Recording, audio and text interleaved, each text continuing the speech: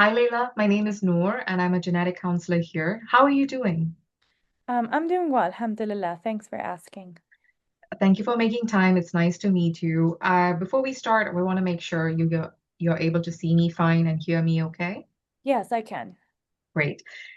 Could you share a little bit about what is your understanding of our visit today? Yeah, I frankly was not expecting to be sent here. My OB doctor told me that my husband and I shouldn't have children because we're first cousins. And that made me feel, ashamed and that I did something wrong. And my husband, he doesn't really want to talk about it. He feels like it brings shame to the family. I can only imagine how heavy this must be for you. Many families around the world, including Egypt, have marriages between cousins. It's part of your culture and your family story, and that deserves to be treated with understanding and respect and not judgment. I'm sorry about how this was handled, and it's unfortunate that your provider made these remarks. And it sounds like maybe they were unfamiliar with your cultural practices. In your husband's opinion, what brings shame to the family? Yeah, just the fact that we have a child with spinal muscular atrophy, he wants to avoid as much as possible, more family members knowing about it. Obviously, that frustrates me and it has Mhm. taken a toll on our marriage. Mm. Your marriage carries meaning to you, your husband, and your family, I'm sure. And that can be overlooked when the conversations are centered around your son's diagnosis. How has your husband's reactions made you feel? Yeah, I mean, just alone and scared. I hear you. Fear and I also recognize that you're dealing with your husband's own way of coping.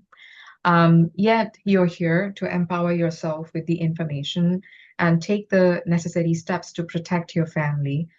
And I'm more than happy to walk alongside you and guide you towards what feels right for you and your family.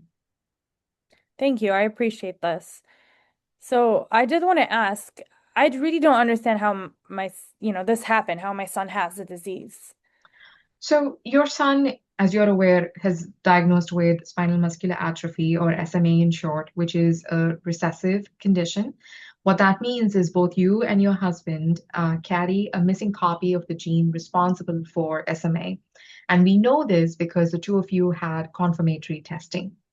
And carriers like you and your husband don't have symptoms, but when they have children, there is a 1 in 4 chance of the child being affected. And because you and your husband are cousins, there is a higher chance that the two of you inherited the same missing copy from a shared ancestor. And that is likely what your OB was trying to get at. However, I wish they had rephrased it.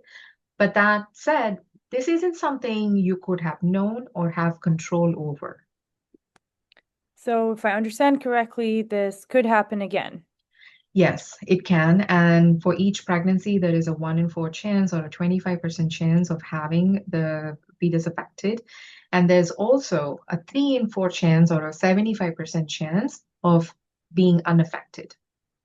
Yeah. Just feel like I failed my son. Now, I imagine that this is difficult feeling to have. Let's sit with this together. Can you share with me ways in which you have been supporting your son? Yeah, there's many. I give him his medications every day. I take him to his therapy and doctor's appointments because my husband works. Mhm. I also like to think that I advocate for his needs among our family and our community. Mhm. And we do try to celebrate every milestone he achieves developmentally. I don't hear a mom who has failed her son, but rather someone who's loving, caring, and protective. I was thinking maybe we could talk more about options that are available when a pregnancy has a chance to be affected with SMA. Would you like to hear more? Yeah, sure, that works. Great.